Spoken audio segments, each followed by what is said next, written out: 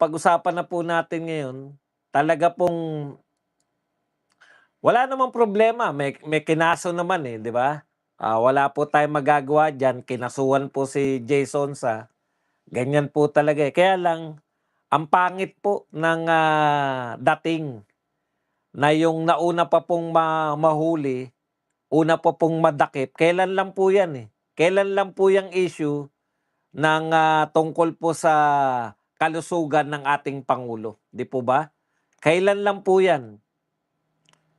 Pero po yung flood control issues, napakatagal na pong panahon. Pagdating po sa mga malalaking magnanakaw, wala po silang ano, eh, wala po silang mabilis na aksyon.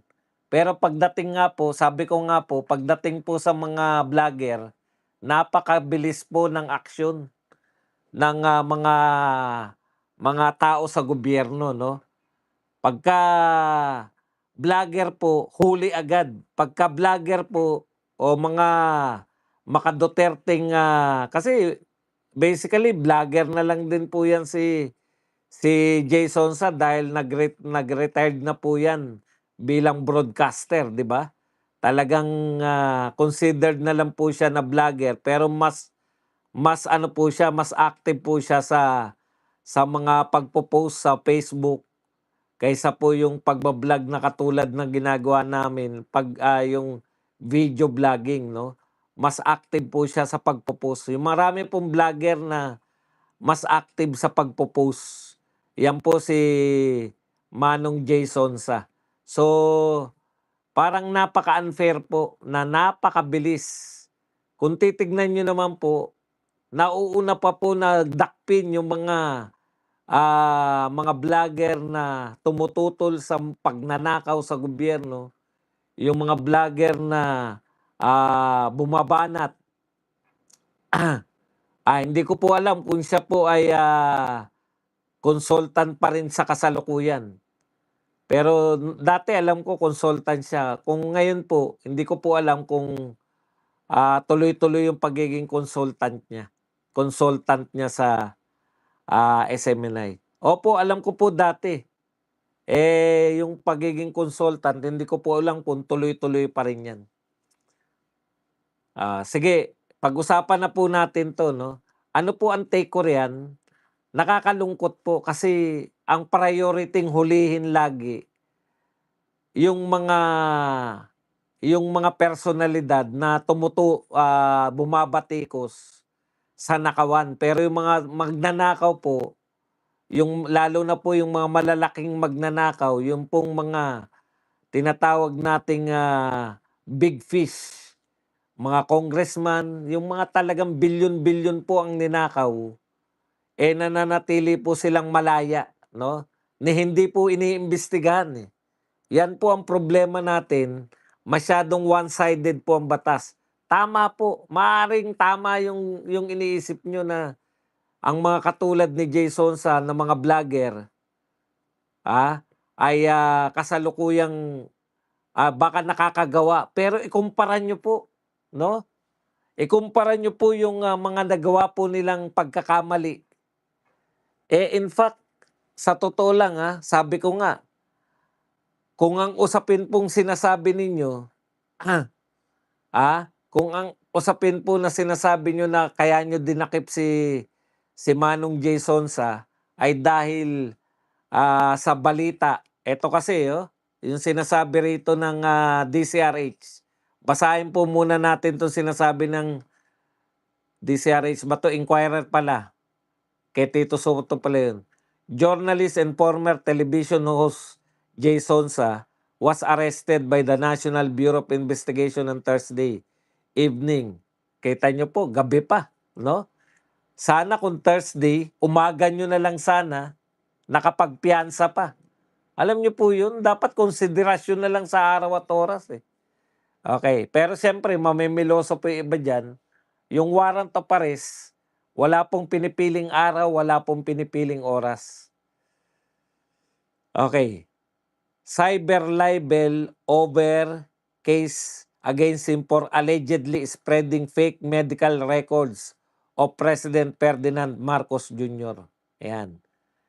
Just now, Papasok lang po nito, ilang oras pa lang po ang, dumaraan ng madakip po sa bahay niya 'no.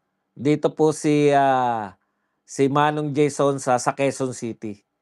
Kaya po, sinabi rin po ni Matibag, NBI Director, na si Jason ay inaresto po sa pamamagitan ng arrest warrant mula po sa Pasay City Regional Trial Court. Thursday din, ngayon din po. Ang bilis talaga nilang kumilos pagdating sa vlogger, eh. Kalalabas lang po ng, warrant of arrest, arestado na po agad si Jason at sa kasalukuyan ay, siya po ay nakadetine o hawak-hawak po ngayon ng NBI. Yung kanyang abogado naman po, si Mark Tolentino, ay papunta na po ro'n. Okey. It was in February when NBI filed a cyber libel complaint against Jason and another vlogger, Jeffrey Celis o Ka Eric. So titignan po natin 'yan na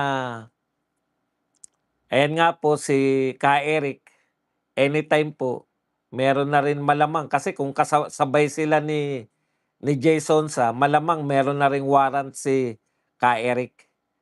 Kasi sabay daw silang sinampahan, eh, ng, cyber libel ng NBI. Ano po yung take natin dito, napaka-unfair po nito kasi po sa totoo lang, lalo na kung dito nyo po sila pinagbibintangan. Ako po ganito, eh, meron po bang pagsisikap din yung gobyerno lalong-lalo na po yung PCO na kasama diyan si Auntie Claire, meron din ba naman kayong pagsisikap na talagang maglabas ng mga medical record? Kasi ang sinasabi ninyo, yung mga vlogger na 'to nagpapakalat ng mga peke o mga, ah, yung hindi po ano yung sabi nila? Mag mahirap na mamaya tayo naman. Ayan 'no, allegedly spreading fake medical records. Okay. Sana po naiiwasan po 'yan, kasi ako siyempre dahil vlogger ako, pro vlogger po ako, eh. Sana po naiiwasan po ang lahat ng ito kung maaga kayo nagpapalabas ng mga totoong medical situation ng ating pangulo, 'no? Yung pong nagsisikap kayo na maiparating po yung totoong kalagayan ng pangulo. Eh, nakita po natin na Pangulo. Nakita po natin na, ang Pangulo po ay, obvious na obvious at umaamin kayo na pumapayat. Tapos mangangatwiran po kayo na kaya payat ang Pangulo dahil, iniiwasan niyang tumaba. Ay putya ang dali lang palang umiwas sa pagtaba, bakit ang taba mo pa rin ba dun? Ibig niyo sabihin ganun lang kadali yung pagpapapayat? Kaya hindi po kami makapaniwala, eh. Yung ba naman kayo na naglabas ng medical record, karapatan naman po ng tao na malaman talaga yung tunay na kalagayan. Eh, hindi kinakailangan pa pong punta ng Supreme Court para po pilitin na dapat tungkulin niyo sa Malacanang na kayo na mismo yung naglalabas ng medical record ng Pangulo para maiwasan po yung mga haka-haka ng mga tao. May tungkulin po kayo niyan, tungkulin niyo pong ipaalam. Eh, lihim, biruin niyo ang sinabi ng Pangulo kaya siya payat. Ayaw niya raw tumaba, anak ng tinapay naman 'no. Ako rin ayaw ko rin tumaba, eh. Ang lakas naman ng, will ni President BBM, samantalang sa inyo din nagmula yung diverculitis. So, alam naman po natin na may sakit po ang Pangulo. Kaya po sana, kayo na rin po parang minsan sinasadya niyo pa talaga na hindi magbigay ng tamang impormasyon nang sa gano'n, lumagana pa yung fake news. Oh, imagine ninyo, Tapos ano po yung katulad po niyan, nabalitaan po natin na yung sinabi ng Pangulo na nahuli at nadetine, questionable na po. 'Pag ang Pangulo po ang nagsabi, puwedeng questionable. Mayroon po kayong tungkulin, kayo po mismo, may tungkulin po kayong ipaalam sa taong bayan kung ano po ang tunay na kalagayang medikal ng Pangulo. Kung ginagampanan niyo po yung trabaho niyo, hindi na po sana lalaganap yung mga fake news na gusto niyong palabasin na fake news. Oh, paano po tayo makakatiyak na hindi biktima yung mga vlogger ng fake news? Napakasipag ng NBI. Pero sana po NBI, eto pangarap lang namin, wish naman namin. Sa pamunuan po ng NBI na napakasipag po ngayon na magsalita laban sa kay Vice President Sara Duterte. Mandakip ng mga vloggers. Isa lang po pakiusap namin, kung sana gaano kayo kasipag manghuli ng mga vloggers, ganun din po kayo kasipag manghuli ng mga magnanakaw sa gobyerno.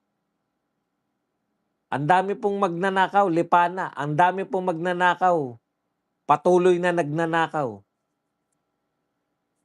Hindi po pwedeng sipagsibagan nyo rin, makahuli rin kayo ng mga malalaking isda.